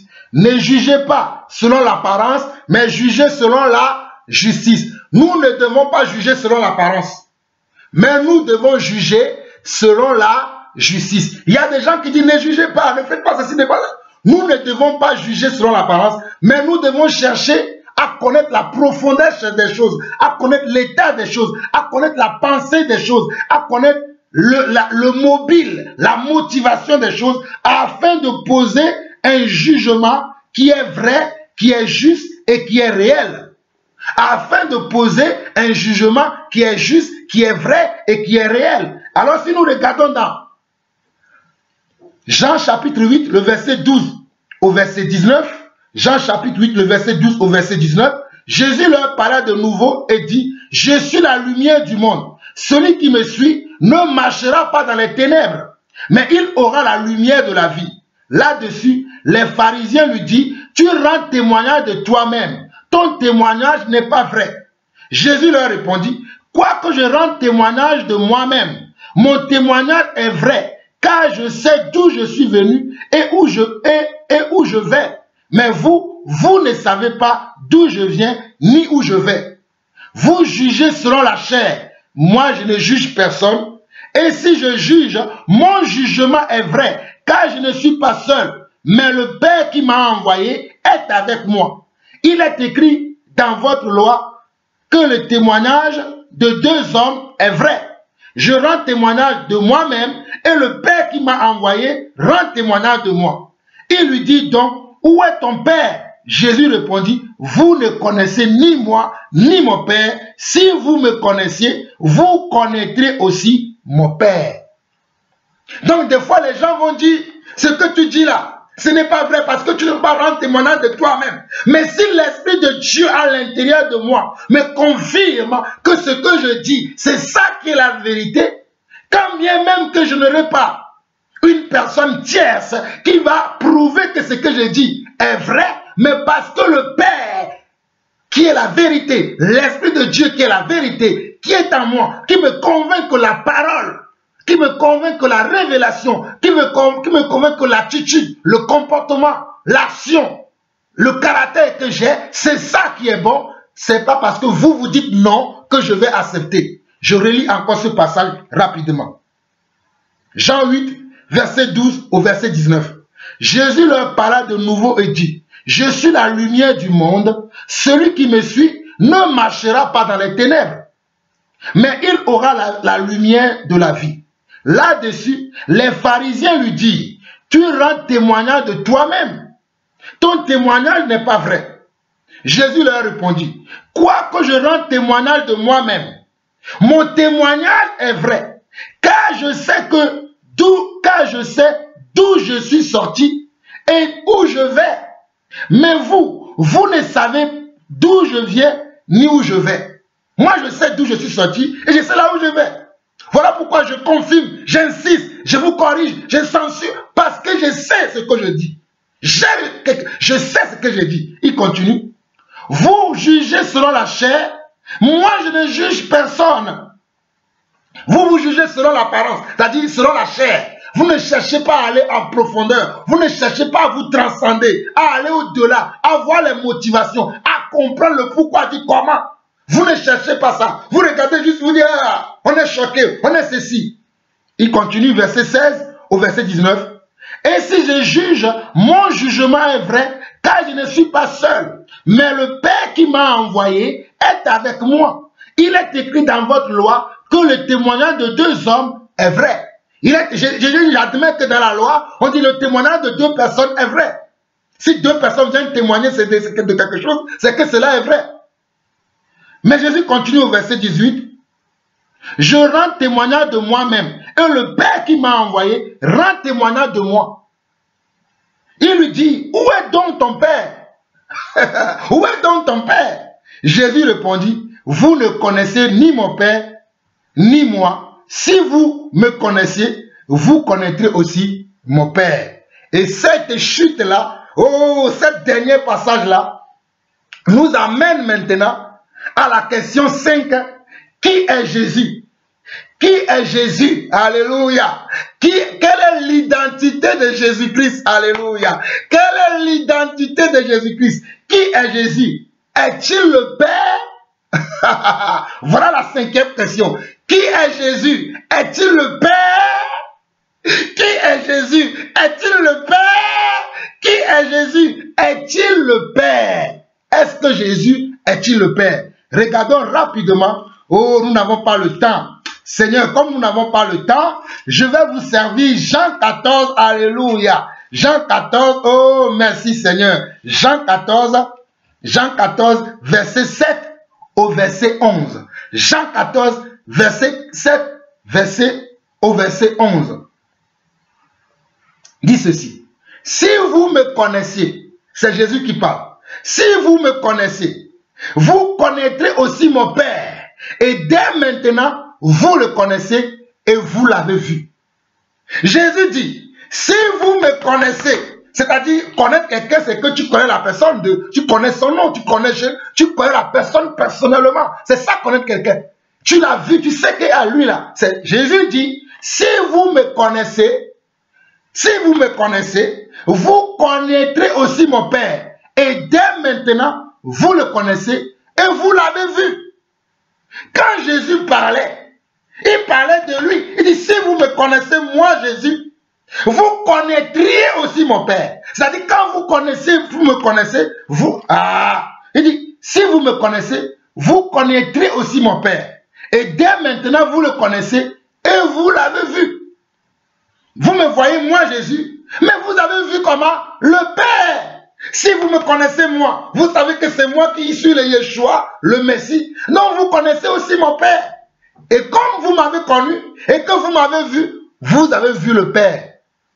Philippe Saint-Jean, il dit, verset 8, Philippe lui dit, Seigneur, montre-nous le Père et cela nous suffit. Philippe lui dit, Seigneur, montre-nous le Père et cela nous suffit. Jésus lui dit, il y a si longtemps que je suis avec vous. Regardez, Jésus lui dit, il y a si longtemps que je suis avec vous. Et tu ne m'as pas connu, Philippe? Celui qui m'a vu a vu le Père. Comment dis-tu, montre-nous le Père? Philippe demande encore, mais malgré que Jésus a dit, celui qui m'a vu, Jésus a d'abord dit, si vous me connaissez, vous connaissez aussi le Père. Celui qui m'a vu a vu le Père. Philippe demande, montre-nous le Père. Philippe, l'apôtre Philippe demande, montre-nous le Père. La même question que vous et moi nous posons aujourd'hui. Philippe l'a posée au Seigneur. Pour nous, comment? Pour nous, oh alléluia, pour nous débarrasser d'avoir encore des mauvaises pensées, de chercher encore ce qui a été déjà trouvé. Philippe nous a aidés. Jésus va lui répondre au verset 9. Jésus lui dit, il y a si longtemps que je suis avec vous et tu ne m'as pas connu, Philippe. Celui qui m'a vu a vu le Père. Comment dis-tu, montre-nous le Père? Celui qui m'a vu, moi Jésus, moi Yeshua le Messie, a vu déjà le Père. Comment me dis-tu encore, montre-nous le Père, puisque le Père est en moi? Il continue, ne crois-tu pas que je suis dans le Père et que le Père est en moi? Ne le crois-tu pas? Oui, moi je suis dans le Père et le Père aussi est en moi. Nous sommes une seule et même personne. Les paroles que je vous dis, je ne les dis pas de moi-même. Et le Père qui demeure en moi, c'est lui qui fait les œuvres. Le Père qui demeure en moi, c'est lui qui fait les œuvres. Verset 11. Croyez-moi, je suis dans le Père et le Père est en moi. Sinon, croyez du moins à cause de ses œuvres. Je peux lire ça dans la Bible juste complète rapidement pour vous. Je peux lire ce même passage de Jean 14, le verset 7 à 11, dans la Bible juive complète, très rapidement, pour que vous voyez comment, ici, ça a été traduit, ce passage. Jean 14, verset 7 au verset 8 dit, parce que, au verset 11 plutôt dit, parce que vous m'avez connu, vous connaîtrez aussi mon Père. Vous m'avez connu, vous connaîtrez aussi mon Père. Désormais, alléluia, désormais vous le connaissez. En fait, vous l'avez vu. Désormais, vous le connaissez. En fait, vous l'avez vu. Philippe lui dit, Seigneur, montre-nous le Père et cela nous suffira. Yeshua lui répondit, je suis avec vous depuis si longtemps et tu ne m'as pas connu, Philippe. Yeshua lui répondit, je suis avec vous depuis si longtemps et tu ne m'as pas connu, Philippe. Qui m'a vu a vu le Père. Comment peux-tu dire, montre-nous le Père? Ne crois-tu pas que je suis uni au Père et que le Père est uni à moi? Ce que je vous dis, je ne le dis pas de moi-même. Le Père qui vit en moi fait ses propres œuvres. Ayez confiance en moi. Quand je dis que je suis uni au Père et que le Père est uni à moi. Mais sinon, mais si vous ne le pouvez pas, alors, il dit, mais si vous ne le pouvez pas, alors vous ayez confiance à cause des œuvres.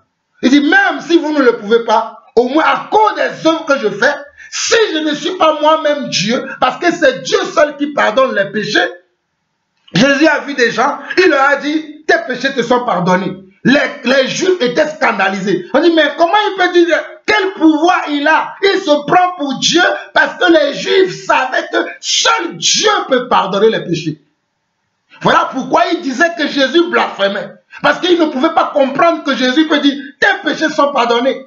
Mais parce qu'il est Dieu, il peut dire ces choses-là. Voilà pourquoi Jésus va dire à Philippe, il y a si longtemps que je suis avec vous. Et Philippe, tu ne m'as pas connu.